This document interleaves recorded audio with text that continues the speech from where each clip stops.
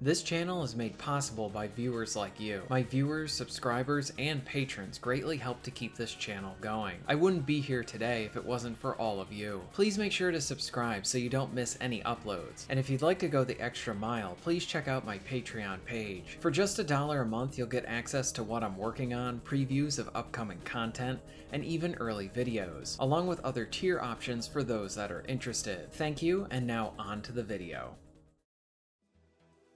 So Indiana Jones and the Great Circle was revealed last week. At first glance, this honestly looks pretty good. Considering the developer's history, I had a feeling this would be a first-person title, but I do like the choice of having the action play out in first person, and then have the cutscenes be in third. This allows the player to see and enjoy the time while being on this new Indy adventure. I also like that we're able to see Indy as a younger man, back when he was doing those adventures. While I do think an old man Indy could be done really well, but after the treatment with Disney's hands, I wanted something more traditional if I had to choose. The combat and action looks like a nice mixture of something familiar with some cool stuff to highlight Indy as well. For example, it looks like we're gonna have some stealth, which will probably end up being some optional stealth encounters to allow for some freedom for the player to approach them in different ways. The use of the whip is really cool as well. This is a really awesome weapon that is unique to Indy, and there's a lot of potential to allow for some visceral combos using it. Plus, we are fighting a familiar set of enemies. The trailer for the most part was checking many of the right boxes that I would want to see for a new Indy adventure and game. Honestly, just from the trailer, my biggest concern was Troy Baker voicing Indy. It wasn't that he was doing a bad job, it's just that it might seem a bit odd to kind of hear his voice coming from Harrison Ford's face. I do like that they got Harrison Ford's likeness for the character in this game, and it might just be that I need to spend more time with Troy Baker voicing this character. It just felt off when I saw it in the trailer. But again, this is something that I honestly could have a better experience with while playing the actual game, not just from snippets from the trailer. So after the trailer, I was like, okay, this was a pretty good showing for the game, and it would be nice to look forward to something within the AAA space, especially something outside of Asian titles, because those tend to deliver. But then I saw one of the other videos on Indy, and now I'm really concerned for it. One of the developers who was part of the narrative team said something like this that felt like the kiss of death whenever you see it for modern writing. Plus, this person checked off all the Twitter checkboxes that usually bring up a lot of red flags when they're working within the narrative department of anything entertainment related. So apparently, based on what this person said, they want the story to be for a modern audience. When I have heard this in the past few years, it tells me that you're not going to try and respect the legacy of the character, along with trying to present that world that we love from it. In many cases, you see plenty of pieces of entertainment that have used this phrase, and that piece of entertainment sadly does not respect the fans, or potentially even worse, the writers try to date their game by putting in some sort of modern crap that doesn't really belong in Indiana Jones. This may seem like a silly thing to point out, but modern writing generally is just awful, and it feels like the writers are more concerned with preaching and pushing their own agendas, rather than trying to entertain the audience or players. Indy already has been treated like crap in the recent film. He doesn't need more bad writing or spitting on the legacy. He needs something more along the lines of Terminator Resistance or RoboCop Rogue City, something that shows the development team actually cares about the subject matter that they have access to. For example, Rogue City wasn't trying to bring it to a modern audience, it was making a game and story that respected the legacy and fans who loved it, because the people making it were fans themselves.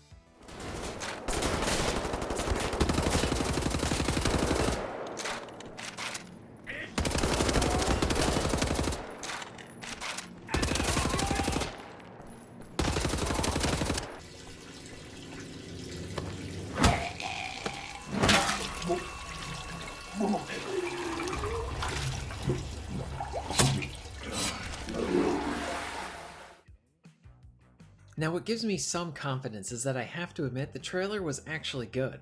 It was a good showing and a way to present yourself strong.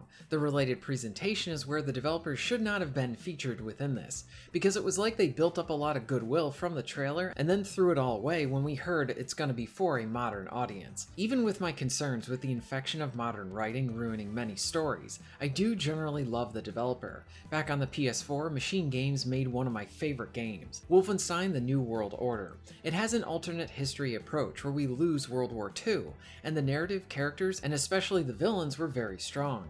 It had plenty of great character moments and even some good bits of humor as well. Gameplay-wise, it was satisfying shooting with some nice options for replay value.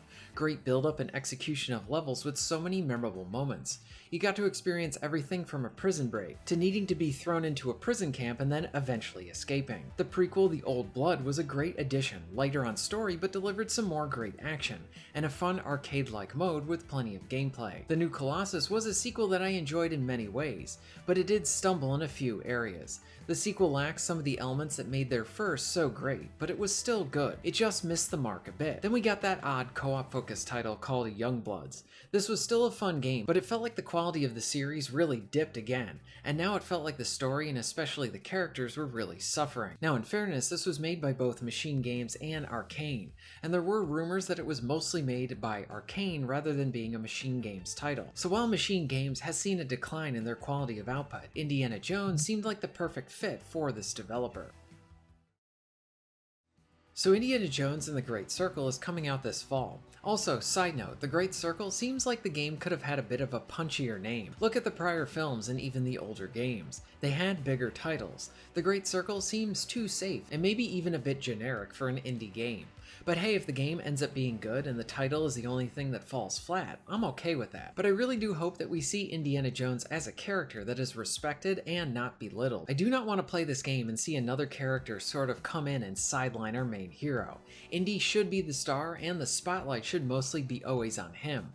Well, it would have been cool to get Harrison Ford to voice the character. It is awesome that they managed to get his likeness for the game. We all know that Indy is supposed to look like that, and the model looks great. And I hope that Troy Baker manages to deliver on that front as well. To his credit, I do like his work in a bunch of things, and he did a great job at capturing Hamill's likeness for the Arkham Origins Joker. So I think he can mimic and capture a Harrison Ford-like performance. But the big worry is definitely pointed at the modern audience comment. Will this be an Indiana Jones game that truly honors the character, or will it be another legacy property for bad writers to tell their preachy story to push crazy agendas? Look to titles like From Russia with Love or the recent Terminator Resistance and RoboCop Rogue Legacy, where we saw developers who really cared and had the talent to execute something special that will be remembered and complement the films that they are based off of. I am sick of seeing properties that I loved as a kid be mutilated and poorly used. Well, they should be handled with care. Like many, I love the Indiana Jones films. The original trilogy is one of the finest. While the fourth had its problems, I still really enjoyed many aspects to it. Plus, it gave Indy a nice ending as well, and it wasn't disrespectful to the character itself. Plus, who doesn't love a good treasure hunting action-adventure film? For me, it's the Indiana Jones films and the first two Mummy movies. And then when it comes to the games, we have the Tomb Raider franchise and Uncharted. There is room for another indie game, and it's been a long time, but these developers just need to make sure to do it right. Plus, for Machine Games, this is the perfect opportunity to show that they still have the magic that made the New World Order so great, or it's really going to cement that decline that we've been seeing from them. I wish the developers the very best of luck, and I hope that the writers really treat this character and world with care. What are your thoughts on the Indiana Jones trailer? Is this something that you're looking forward to? Let me know all of this in the comments down below. If you're interested in being notified of new videos, please hit the subscribe button and bell. And if you would like to support the channel and get early access to content, please check out my Patreon. All of the links will be at the end of this video and within the description. And thank you very much for watching.